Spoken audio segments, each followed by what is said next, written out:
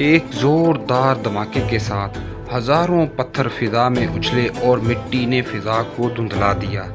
اسی کے ساتھ بحیرہ روم اور بحیرہ کلزم کے پانیوں کا ملاپ ہوا۔ یہ بات ہے نومبر 1969 کی، جب مصر میں دنیا کی سب سے بڑی آبی گزرگاہ نہر سویز کی تعمیر مکمل ہوئی۔ 18ویں صدی کے وسط میں نپولین نے بھی ایک ایسے راستے کی تجویز دی جو بحیرہ روم اور بحیرہ کلزم کو ملا سکے، اور اس سے پہلے بھی ایسے کئی منصوبوں کی نشاندہی کی گئی تھی، لیکن ان پر عمل 19ویں صدی کے وسط میں ہوا، جب فرانس کے ایک انجینئر موسو فرڈینینڈ ڈیسپ نے مصر کے محمد سعید پاشا سے نہر کے لیے ایک کمیٹی بنوانے کی تجویز منظور کروا لی، جس میں نصف حصے پاشا اور باقی ڈیسپ کے تھے۔ اپریل 1859 میں نہر کی تعمیر کا کام شروع کیا گیا۔ نہر کی تعمیر سے پہلے بحیرہ روم کی بندرگاہ بندر سعید پر سامان اتارا جاتا تھا، اور سڑک کے ذریعے بحیرہ کلزم پر سویز نامی شہر تک بذریعہ سڑک لایا جاتا تھا۔ اس نہر کی کھدائی 10 برس میں مکمل ہوئی اور اس پر تقریباً 3 کروڑ پاؤنڈ خرچ ہوئے۔ نومبر 1869 میں اس کا افتتاح ہوا۔ نہر کی لمبائی تقریباً 201 میل، چوڑائی تقریباً 200 فٹ اور گہرائی 42 فٹ کے لگ بھگ ہے۔ کسی قسم کا کوئی لاک سسٹم نہ ہونے کی بدولت بحیرہ روم اور بحیرہ کلزم کا پانی بغیر کسی روک ٹوک کے آپس میں ملا ہوا ہے۔ نہر سویز میں ایک وقت میں ایک ہی بڑا جہاز گزر سکتا تھا۔ اس نہر کی بدولت بحری جہاز براعظم افریقہ کے گرد چکر لگائے بغیر یورپ اور ایشیا کے درمیان براہ راست آمد رفت کر سکتے ہیں۔ اس نہر کے کھلنے سے برطانیہ اور ہندوستان کا فاصلہ 4000 میل تک کم ہو گیا۔ برطانیہ نے اپنے مشرقی مقبوضات کو ہاتھ میں رکھنے کے لیے اس بحری گزرگاہ میں بے حد دلچسپی لینا شروع کر دی، اور آخر کار وزیر اعظم ڈیسرالی نے 1875 میں مصر کے بہت سے حصص برطانیہ کے لیے خرید لیے۔ اس طرح برطانیہ کو بھی نہر پر اقتدار حاصل ہو گیا، اور مصر کا تعلق اس نہر سے بہت کم ہو گیا۔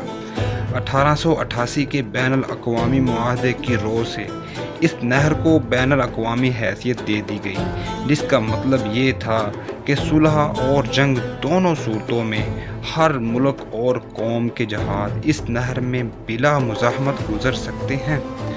مزید یہ کہ اس بین الاقوامی معاہدے کی رو سے نہر کی حفاظت کے لیے برطانیہ کو اپنی افواج مصر میں رکھنے کا بہانہ ہاتھ آ گیا، اور اسی کے ساتھ مصر کی نئی غلامی کا دور شروع ہو گیا۔ 1956 میں صدر جمال عبد الناصر نے اسوان ڈیم سے ہاتھ کھینچ لینے پر ایک جرأت مندانہ اقدام اٹھاتے ہوئے برطانیہ اور فرانس سے لے کر اسے قومیہ لیا اور نہر سویز اتھارٹی کے حوالے کر دیا، تاکہ اس نہر کی آمدنی سے ڈیم کا کام مکمل کیا جا سکے۔ مصر کے اس اقدام کے جواب میں ان دونوں ملکوں نے اسرائیل کے ساتھ مل کر مصر پر حملہ کر دیا، جس کے جواب میں مصری حکومت نے نہر میں کئی جہاز ڈبو کر اسے بند کر دیا۔ اس جنگ کو روکنے کے لیے کینیڈا کے اسٹیٹ سیکرٹری برائے خارجہ لیسٹر بی پیرسن نے یہ تجویز دی کہ اسرائیلی افواج صحرائے سینائی کے علاقے کو خالی کر دیں، اور نہر میں تمام اقوام کے بحری جہازوں کی آمد و رفت کو یقینی بنانے کے لیے اقوام متحدہ کی امن فوج کے دستے تب تک تعینات کیے جائیں جب تک دونوں ممالک جنگ بندی معاہدے پر راضی نہیں ہو جاتے۔ ان کی اس تجویز کو نہ صرف بھاری ووٹوں سے منظور کر لیا گیا، بلکہ اس پر انہیں امن کے نوبل انعام سے بھی نوازا گیا۔ جنگ سے ہونے والے نقصان اور نہر کی صفائی کے لیے اسے اپریل 1957 تک بند رکھا گیا۔ مئی 1967 میں جمال عبد الناصر نے اقوام متحدہ کے دستوں کو نہر سویز اور صحرائے سینائی خالی کرنے کا حکم جاری کر دیا، اور ابنائے تیران کو اسرائیلی جہازوں کے لیے بند کر دیا، جس پر احتجاج کرتے ہوئے اسرائیل نے مصر پر حملہ کر دیا اور جزیرہ نما سینائی کے ساتھ ساتھ نہر کے مشرقی کنارے پر بھی قبضہ کر لیا۔ 1967 کو 6 روزہ عرب اسرائیل جنگ کے بعد مصر نے 1975 کے وسط تک نہر سویز کو بند کر دیا، جس کے نتیجے میں 41 کارگو بحری جہاز 8 سال تک نہر میں پھنسے رہے۔ آخر کار اقوام متحدہ کی کوششوں سے انور سادات کے دور میں نہر کو دوبارہ کھول دیا گیا۔ 2014 میں مصر کے صدر عبد الفتاح السیسی نے نہر کو چوڑا کرنے کے منصوبے کا سنگ بنیاد رکھا۔